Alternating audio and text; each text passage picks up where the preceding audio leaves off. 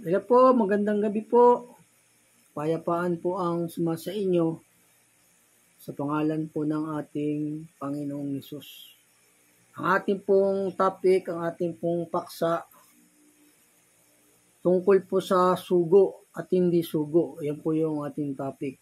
Sugo at hindi sugo ng Diyos.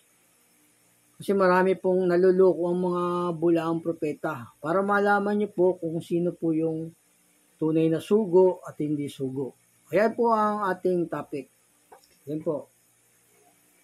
Ang sugo po ng Diyos, yung utos niya, yun lang po yung sinasalita at inaaral. Yun po yung tunay na sugo. Utos lamang po ng Diyos ang inaaral at sinasalita. Wala na pong iba. Kung nanggaling sa puso lang ng propeta o panaginip niya, hindi po sugo ng Diyos yun. Kailangan po yung aral, salita lang po ng Diyos, yun po yung tinuturo, wala na pong iba. Pagka ibang aral po ang inuutos, tinuturo, hindi po sugo yun. Gaya ng iba dyan, pinagbebenta yung mga miyembro nila ng kung ano-anong kalakal, hindi po sugo yun. Tapos kung ano-ano po inuutos na hindi lumabas sa bibig ng Diyos, hindi po sugo yun.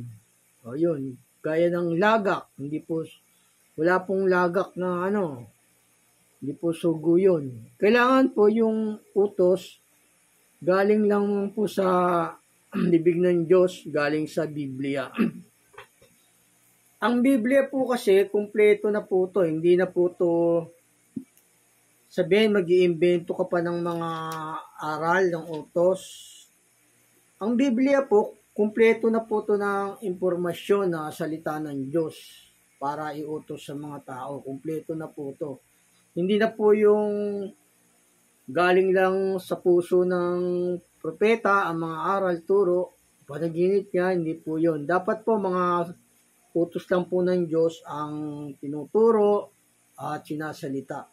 Yun po ang tunay na sugo. Pagka hindi po utos ng Diyos, hindi salita ng Diyos, ang mga inuutos, hindi po sugo yun, mga bulaan po yun. Kasi kumpleto na po yung salita ng Diyos sabi sa banal na kasulatan. Kumpleto to, science, law, tapos surgery, lahat kumpleto na po to sa aral ng banal na kasulatan. Ito po, basahin ko po sa inyo kasi kumpleto na po itong salita ng Diyos. Hindi ka na pwedeng mag-imbento ng mga aral niya. Ayaw nga ng Diyos yung iba yung inaaral mo. Ang tunay na sugo po yung nagpapatuloy sa aral ng salita ng Diyos. Ganun, hindi po siya sumusuway sa aral ng Diyos. Kasi po, pagka sumuway po sa aral at utos ng Diyos, hindi niya na po inaalis niya na po yung sa kanyang kaharian, hindi na po yun na paghaharian. Gaya po ni Samuel, si Saul, sumuway sa utos, o inalis ng Diyos. Sinugo ng Diyos yun, pero nung sumuway, inalis ng Diyos. Si Haring Solomon, sinugo rin ng Diyos, o sumuway sa utos, hindi siya nakatupad. O inalis din ng Diyos yung kanyang kaharian doon. Si Judas din naman, sinugo rin ng Diyos, hindi tumupad ng buong utos, inalis din ng Diyos. Ang tunay na sugo po ng Diyos, yung nagtitiis. Sabi nga, ang magtitiis hanggang sa wakas siya maliligtas. Yun po yung lubos na tunay na sugo ng Diyos, yung nagtitiis hanggang sa wakas ng buhay niya. Ganon. Yun po yung tunay na sugo. Kaya naman ng Panginoong Hesus, sinugo siya hanggang sa matupad niya, hanggang sa namatay siya. Yun po. Si Apostol Pablo, ganun din.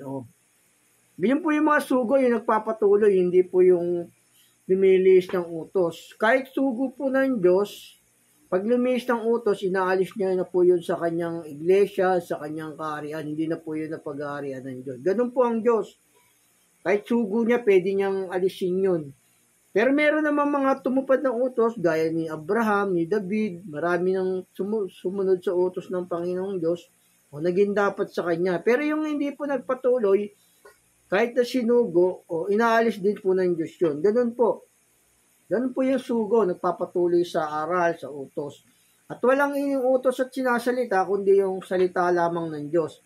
Ito, basahin ko po sa inyo sa Isaiah 34:16 kasi kumpleto na po itong salita ng Diyos para iutos sa tao eh. Kaya dapat yung sugo sumasangguni po sa mga aral ng Diyos, sa kautusan ng Diyos.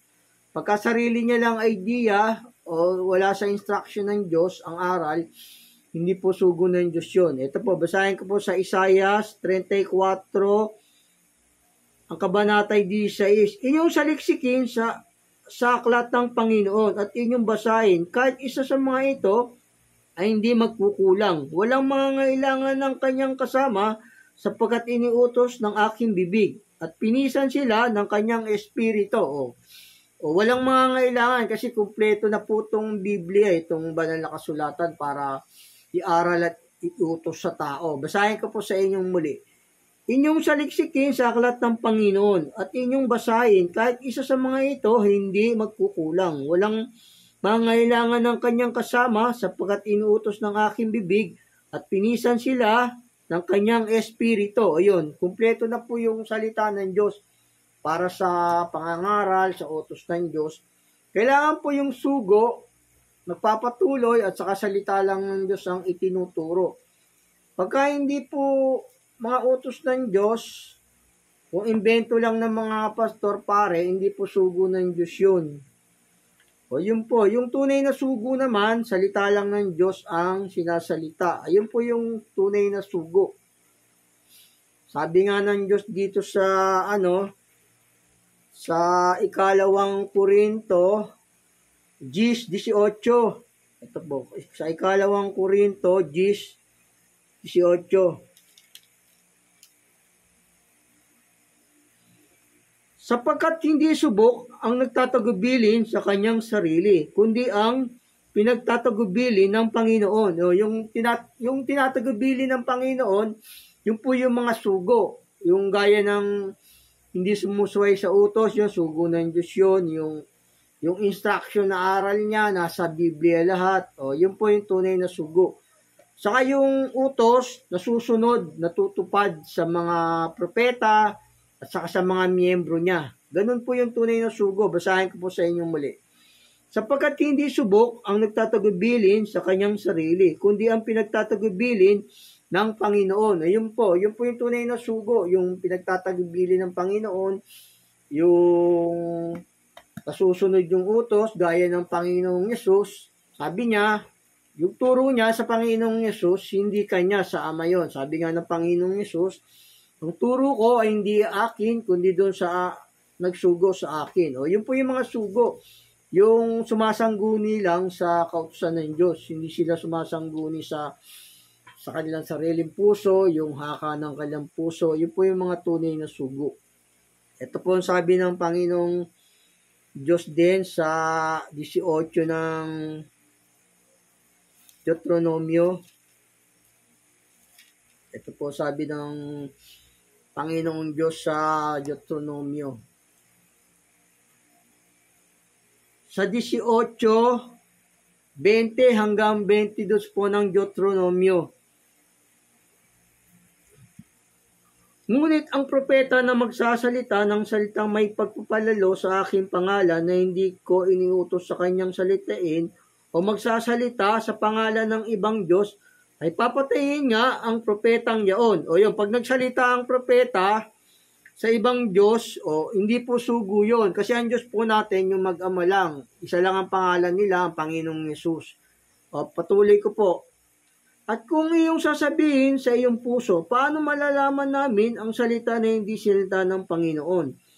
Pagka ang isang propeta ay nagsasalita sa pangalan ng Panginoon, kung ang bagay na sinabi ay hindi sumunod ni nangyari, ay hindi sinita ng Panginoon ang bagay na iyon. Ang propetang yaon ay nagsasalita ng kahambugan. Huwag mong katatakutan siya. Ayun sabi ng Panginoong Diyos dito. Basahin ko po sa inyo muli dito sa Deuteronomio 18:21-22. At kung iyong sasabihin sa iyong puso, paano malalaman namin na sinilita namin ang salita na hindi sinilita ng Panginoon. Pagka ang isang propeta ay nagsasalita sa pangalan ng Panginoon, kung ang bagay na sinabi ay hindi sumunod ni mangyari, ay hindi sinilita ng Panginoon ang bagay na iyon. Ang propetang yaon ay nagsasalita ng kahambugan. Huwag mo siyang katatakutan. O yun, kailangan yung mga utos nangyayari na susunod. Yun po yung tunay na sugo. Yung nasusunod yung nangyayari yung mga utos sa leader at saka sa mga miyembro. Ito, sabi ng Panginoon, kung bagay na sinasabi ay hindi sumunod ni mangyari ay hindi sinita ng Panginoon ang bagay na iyon. O yung kailangan, yung mga utos nangyayari na susunod. Ganun po. Sabi nga, ikaw nga na nagtuturo sa iyong sarili, hindi mo tinuturuan ng ikaw nga nang tuturo sa iba, hindi mo tinuturuan ng iyong sarili. Kailangan po, nasusunod, nangyayari sa kanyang mga miyembro at saka sa tagapagturo. Yun po yung tunay na sugo. Nangyayari sa mga miyembro na pasusunod niya yung utos at saka sa kanya, sinusunod niya rin. Kasi ito sabi ng Diyos sa Roma, kailangan nasusunod po yung mga utos ng Diyos. At sinusunod din ng propeta. Wala siyang dagdag bawas sa utos ng Diyos. Yun po yung tunay na sugo.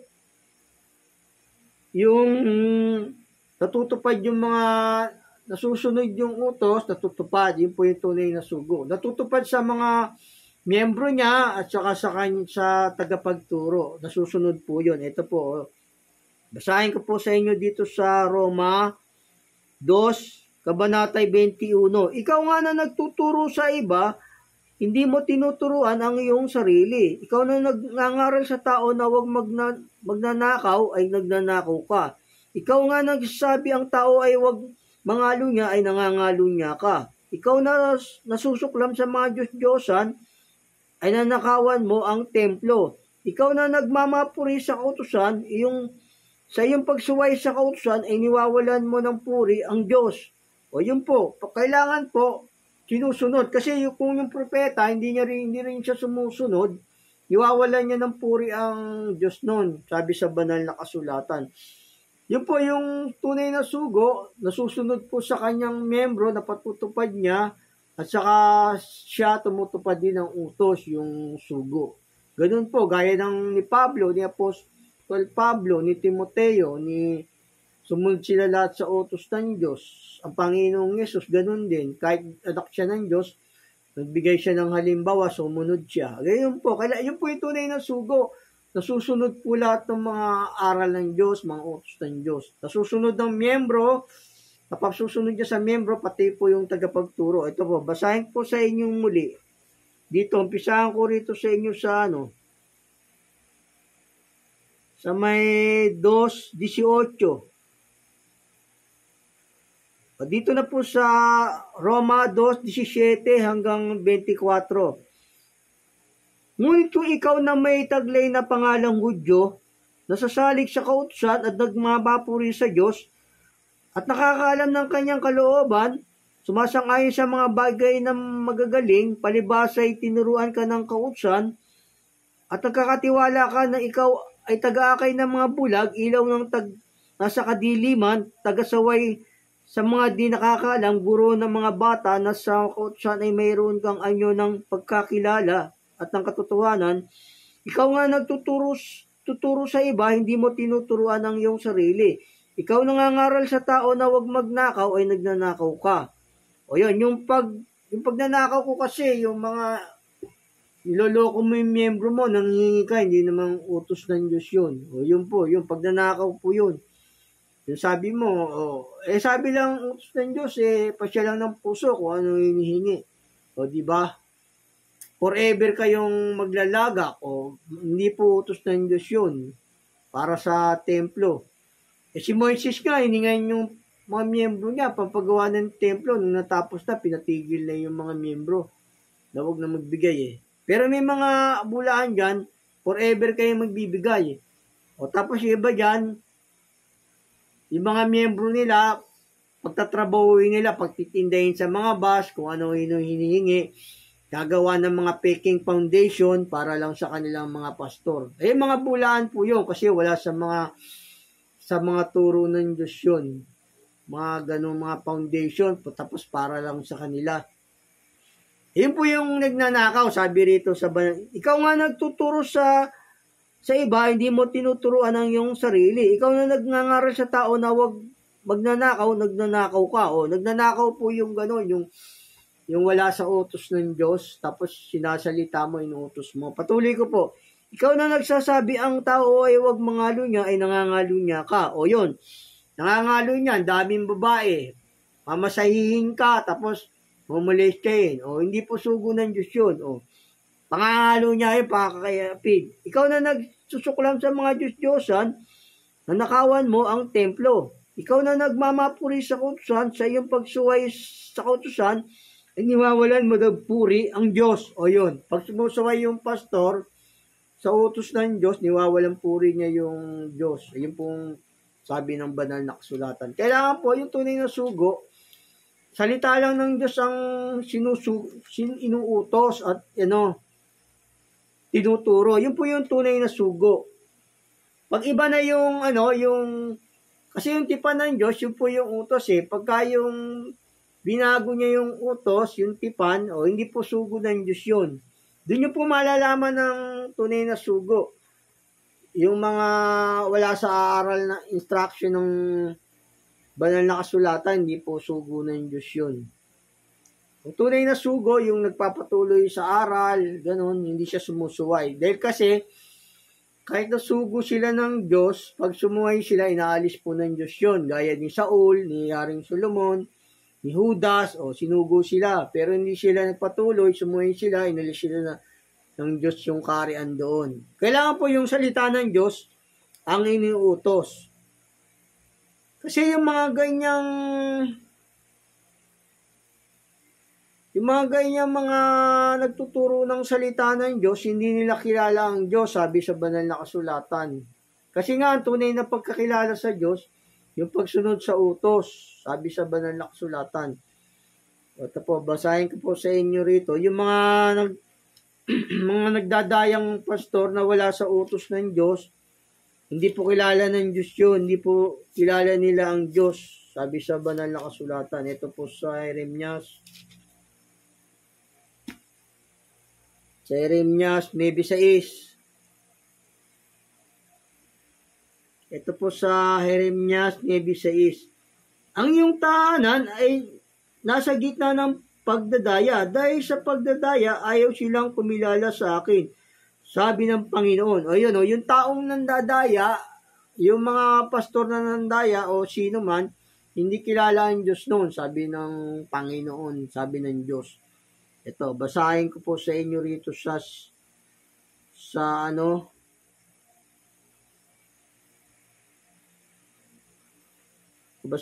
mahaba po kasi ito. Basahin ko na lang po sa inyo muli rito sa Jeremias 9:6. Yung mga pastor na nandadaya o wala sa utos ng Diyos, hindi kilala ang Diyos noon. Hindi nila alam ang tunay na aral ng Diyos, hindi nila kilala. Miski yung mga taong nandadaya, hindi nila kilala ang Diyos. Kasi nga, ang tunay na pagkilala sa Diyos, yung pagsunod sa utos. Kaya alam mo yung mga utos. Yun po yung tunay na sugo, yung mga hindi nagdadaya. At ang tunay na sugo, yung nandadaya, hindi tunay na sugo. Ang tunay na sugo, hindi nandadaya. Yun po yun. Ito, basahin ko po sa inyo muli. Ang iyong tahanan ay nasa gitna ng pagdadaya. Dahil sa pagdadaya, ayaw silang kumilala sa akin. Sabi ng Panginoon. Mandaraya po yung mga ganon. Yung mandaraya, hindi kilala ang Diyos noon. Nakakilala sa Diyos, yung mga tunay na sugo, hindi nagdadaya. Ayun po. Ang tunay na sugo kasi ng Diyos, yung mga salita niya na lang ang inuutos o ang tinuturo. Ganun po. Ito po sa gaya naman ni Balaam. Sabi dito sa Bilang 22. Sabi rito kay Balaam 22:38 ng Bilang. Kailangang salita lang ng Diyos ang sinasalita. Ito po sa Bilang 22, ang kabanatay 38. Sinabi ni Balaam kay Balak, narito ako'y naparito sa iyo. Mayroon baga ako ngayong anumang kapangyarihan na makapagsalita ng anumang bagay? Ang salitang inilagay ng Diyos sa aking bibig, yaon ang aking sasalitain. O yun, yung sinalita lang ng Diyos sa bibig ng propeta na sugo, yun lang inuutos niya, sinasalita. Ito, basahin ko po sa inyong muli. Sinabi ni Balaam kay Balak, narito ako'y naparito sa iyo. Mayroon baga ako ngayong anumang kapangyarihan na makapagsasalita ng anumang bagay? Ang salitang inilagay ng Diyos sa aking bibig, yaon ang aking sasalitain. Ayun, yung sinasalita lang ng tunay na sugo, yung mga inuutos niya, yung mga yung inilagay lang ng Diyos sa kanyang bibig. At saka yung tunay na sugo, wala siyang maling aral, walang pagsuway. Kasi nga guided siya ng Holy Spirit. Yun po yung tunay na sugo. Wala siyang pagsuway, wala siyang yun po yung tunay na sugo. Kasi guided siya ng Holy Spirit. Ang tunay na sugo ng Diyos. Ito po, basahin ko po sa inyo rito sa 23. Sa 23:12 naman po, yung sabi rito. Sa bilang 23:12. Sabi ni Balaam, at siya'y sumagot at nagsabi, hindi baga nararapat na aking pag-ingatang salitain yaong isinabibig ko ng Panginoon? O yun, yung mga nasa bibig lang na nilagay ng Diyos sa propeta, yun lang sasalitain. Gaya naman ni Moises, ni Aaron, yun lang sinalita nila nung sinugo sila ng Diyos. Ito, basahin ko po sa inyong muli rito sa bilang 23:12. At siya'y sumagot at nagsabi, hindi baga nararapat na aking pag-ingatang salitain, yaong sinabibig ko ng Panginoon? Ayun, yun po yung sasalitain ng mga sunay na sugo, yung mga utos lang ng Diyos, yung pinasasabi lang, yun po. Pagka hindi po utos ng Diyos ang inuutos, iniaral sa inyo, hindi po sugo ng Diyos yun. Sabi nga ng Panginoong Yesus, dinirinig ng aking mga tupa ang aking tinig. O yun, kailangan tinig lang ng Diyos. At sila ay nagsusunod sa akin. O, dito po sabi sa 1:27 ng Panginoong Yesus.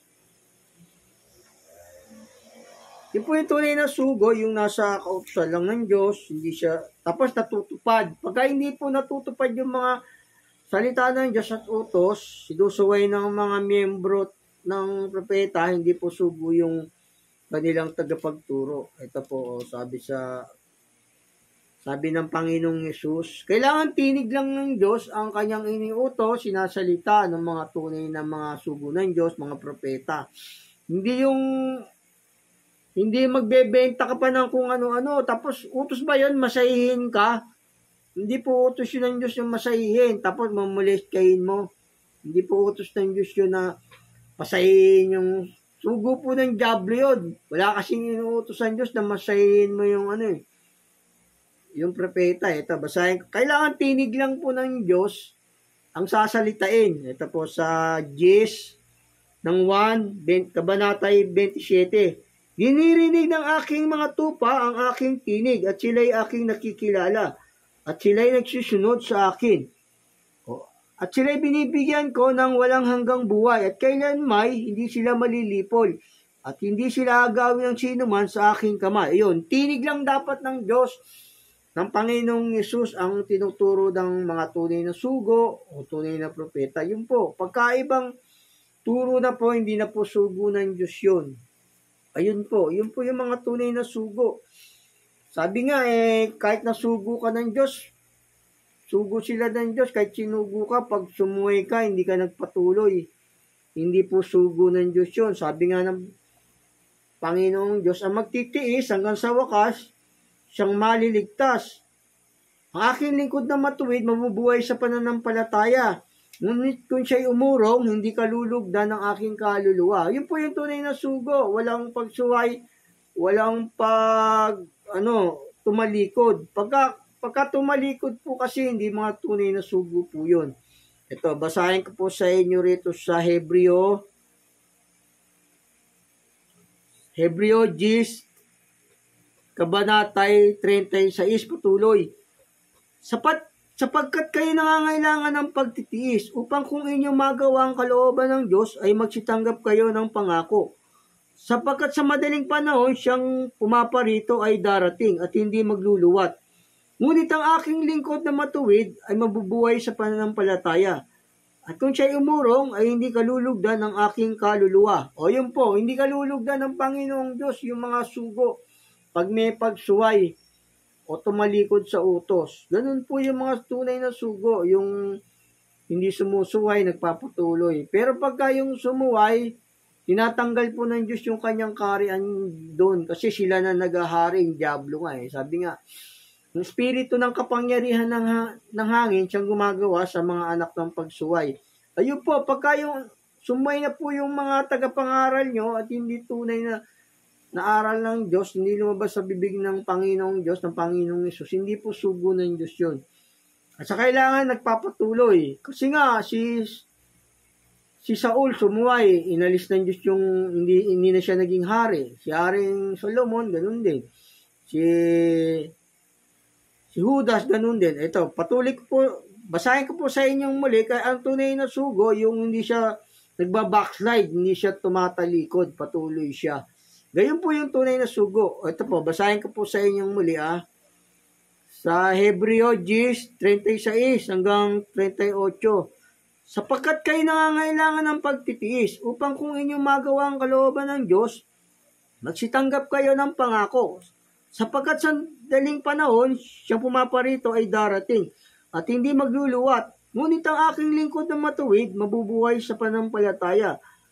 At kung siya'y umurong, ay hindi kalulugdan ng aking kaluluwa. Ayun po yung tunay na sugo. Yung nagpapatuloy, hindi nagbabackslide, hindi tumatalikod. Tunay na sugo po yun ng Diyos. Yung wala siyang pagsuway sa utos, at ang aral niya, yung salita lang ng Diyos. O ganun po, yung mga tunay na sugo. Gaya ng ni Pablo, di ba, sumunod siya, si Timoteo, ang Panginoong Hesus.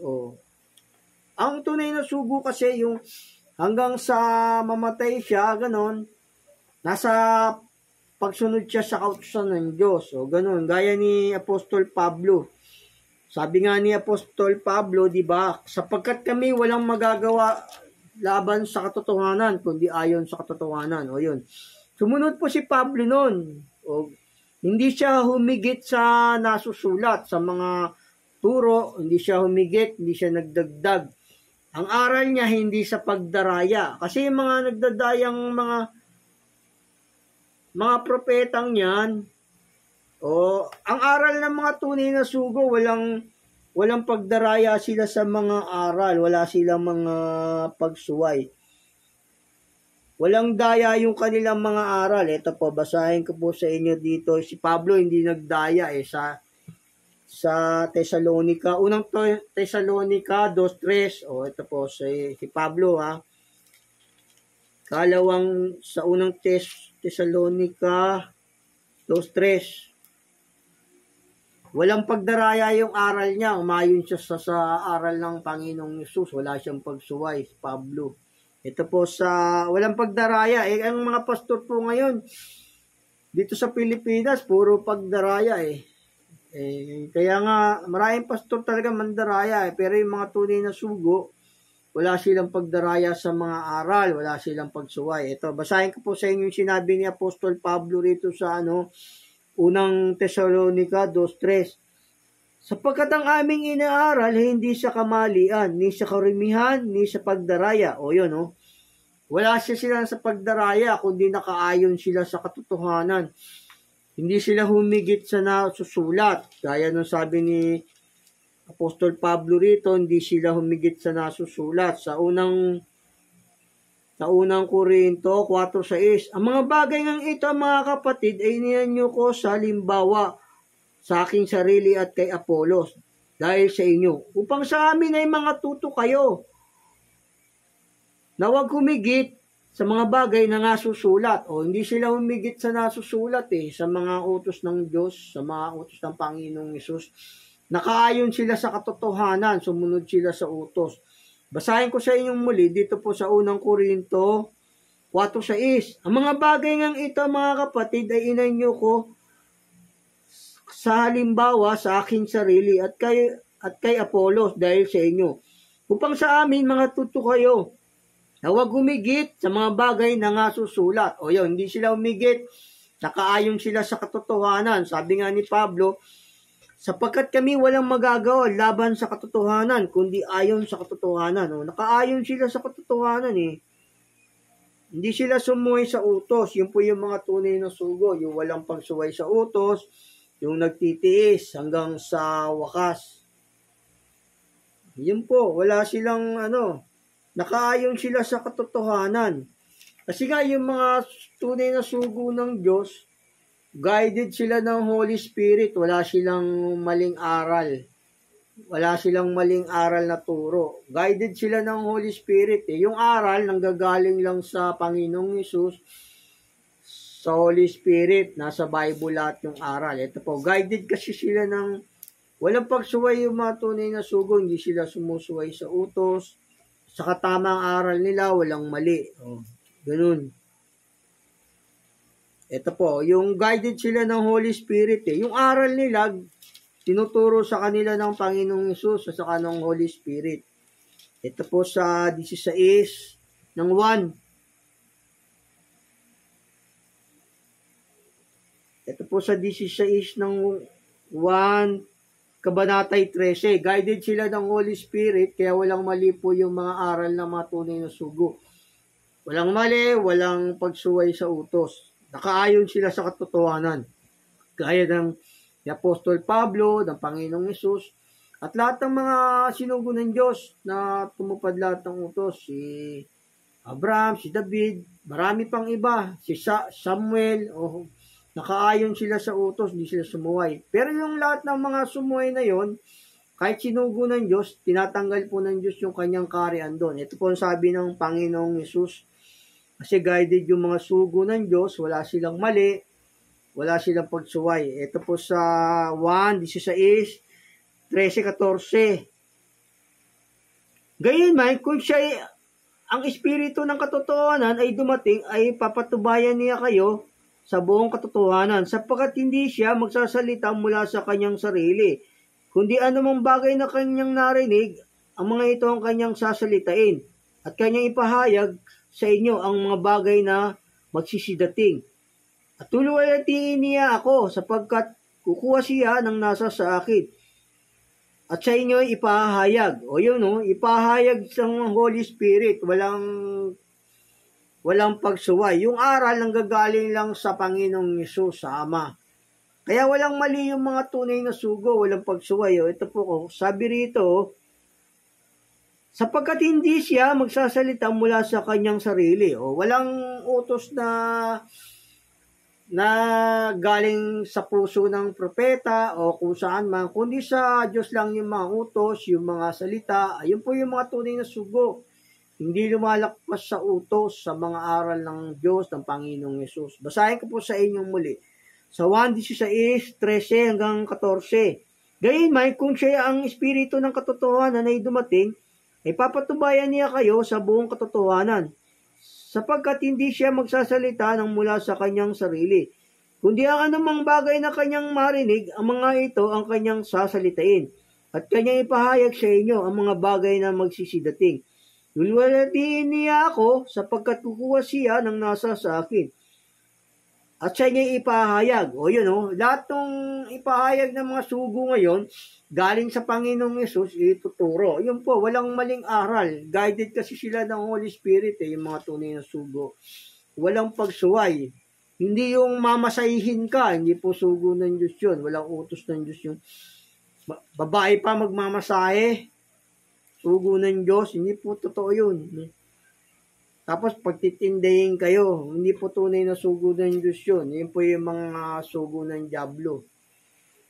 Yun po, mga hindi po tunay na sugo yan. Yung mga nagsusunod sa kanilang sariling diwa, mga bulaan po yun. Yung mga, walang makitang man, sabing ganun yung banal na kasulatan. Ito po, basahin ko po sa inyo dito sa Ezekiel. Mga bulag na propeta po yun, yung nagtuturo ng hindi naka-instruction sa Panginoong Diyos, sa aral ng Panginoong Hesus. Ito po sabi ng banal na kasulatan, no? Mga bulag silang mga propeta, sabi ng Panginoong Yesus, ng Diyos. Ito po sa Ezekiel 13, Kabanatay 3. Ganito ang sabi ng Panginoong Diyos, sa aba ng mga hangal na mga propeta, nagsisunod sa kanilang sariling diwa at walang makitang anuman, o walang nakikitang anuman yan, yung sumusunod sa kanilang sariling puso, sa kanilang sariling diwa, hindi nanggagaling sa aral ng Panginoong Yesus, sa Ama. Mga bulag na taga-akay po yan, hindi po yan sila tunay na sugo. Basahin ko po sa inyo muli dito sa Ezekiel 13, Kabanatay 3. Ganito ang sabi ng Panginoong Diyos, sa aba ng mga hangal na mga propeta na nagsisunod sa kanilang sariling diwa at walang makitang anuman, o walang makitang anuman, mga hindi sugo ng Diyos yan. Nung turo nila, nanggaling lang sa kanilang puso, hindi po sugo ng Diyos yun.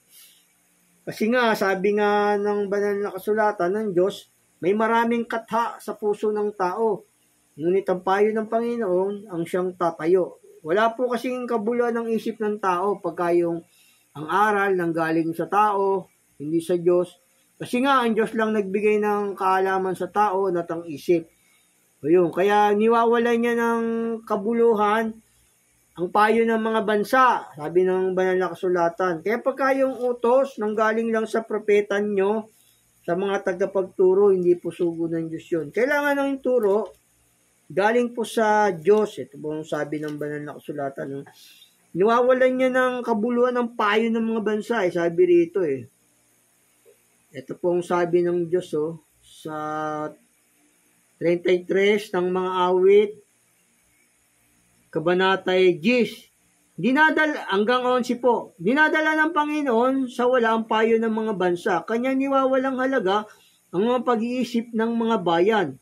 Ang payo ng Panginoon nananayong matibay magpakailanman. Ang mga pag-iisip ng kanyang puso sa lahat ng salit-saling lahi. O yun po. Kailangan mga payo lang ng Diyos ng mga aral niyang sinusunod. Hindi po yung galing sa pastor nyo, ganun, sa haka lang ng puso na niya. Kasi nga, ang Diyos lang nagbigay ng kaisipan sa tao, kaya wala pong kabuluhan yung mga aral ng tao. Kailangan yung mga utos lang ng Diyos, yung sasalitain, yung mga salita niya. Ito po, basahin ko po sa inyong muli, sa mga awit, 33, Kabanatay 10:11. Dinadala ng Panginoon sa wala ang payo ng mga bansa, kanyang niwawalang halaga ang mga pag-iisip ng mga bayan. Ang payo ng Panginoon ay nanganayong matibay magpakailanman. Ang mga pag-iisip ng kanyang puso sa lahat ng salit-saling lahi. Ayun po, kailangan po aral lang ng Diyos ang iniutos, hindi po yung galing sa mga propeta nyo, sa mga kinikilala yung sugo kuno, o mga bulaan naman, sila ang nasusunod, hindi yung aral ng banal na kasulatan, hindi yung aral ng Diyos. Wala kasing kabuluhan pagka yung utos ng Diyos, yung utos ng mga tao lang, hindi utos ng Diyos. Sabi nga, lilipas lahat yan yung mga aral ng mga tao, walang kabuluhan yan. Kailangan utos lang ng Diyos ang iniutos, sinasalita. Ito po, basahin ko rin po rito sa inyo sa 19 ng Kawikaan 21. Kabanatay 21 ng Kawikaan. May maraming kata sa puso ng tao, ngunit ang payo ng Panginoon ang siyang tatayo. Yun, kailangan yung payo ng Panginoon tatayo. Yun po yung iuutos, iaaral ng mga propeta, yun ang mga tunay na sugo. Wala siyang idinadagdag, binabawas, kundi yung aral lang ng Diyos. Basahin ko po sa inyo muli rito sa Kawikaan 19:21. May maraming kata sa puso ng tao, ngunit ang payo ng Panginoon ang siyang tatayo. Yun po, yung tunay na sugo, yung pinatutupad lahat ang utos ng Diyos, ganun po, pinatutupad, yun po yung inaaral niya, wala na pong iba. Pagka may ibang iniutos, iniaral, hindi po sugo ng Diyos yun. Sabi sa banal na kasulatan. Ito po sabi sa Deuteronomio 12:32. Kung anong bagay ay iniutos ka sa iyo, ay siya mong isasagawa. Huwag mong dadagdagan, ni babawasan. Ayun, huwag dadagdagan, babawasan yung kanyang utos. Yun po yung tunay na sugo. O, basahin ko po sa inyong muli. Kung anong bagay ang iniutos ko sa iyo, ay siya mong isasagawa. Huwag mong dadagdagan ni babawasan. O, yun po.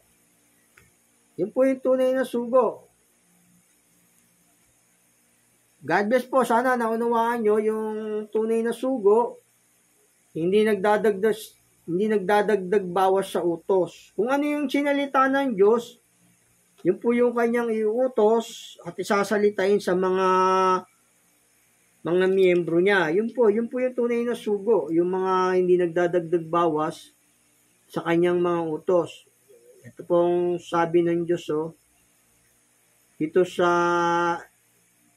Ezekiel, basahin ko rin po rito sa Ezekiel sa inyo, 3:4. At sinabi niya sa akin, anak ng tao, yumaon ka, pumaroon ka sa sambayan ni Israel. Magsalita ka ng aking mga salita sa kanila. Ayun, salita lang ng Diyos ang sinasalita. Basahin po sa inyo muli sa Ezekiel 3, kabanatay 4. At sinabi niya sa akin, anak ng tao, yumaon ka, pumaroon ka sa sambayan ni Israel, at magsalita ka ng aking mga salita sa kanila. Ayun, yung tunay na sugo po. Yung sinasalita lang ang salita ng Diyos po. God bless po. Sana po naunawaan nyo ang tunay na sugo, yung utos lang ng Diyos ang pinauutos at sinasalita. Yun po. God bless po. Sa susunod po, ituturo ko po sa inyo yung mga sinugo, tapos sumuway, inalis ng Diyos yung kaharian doon. God bless po. Maraming salamat po. Love you po sa pangalan ng Panginoong Hesus.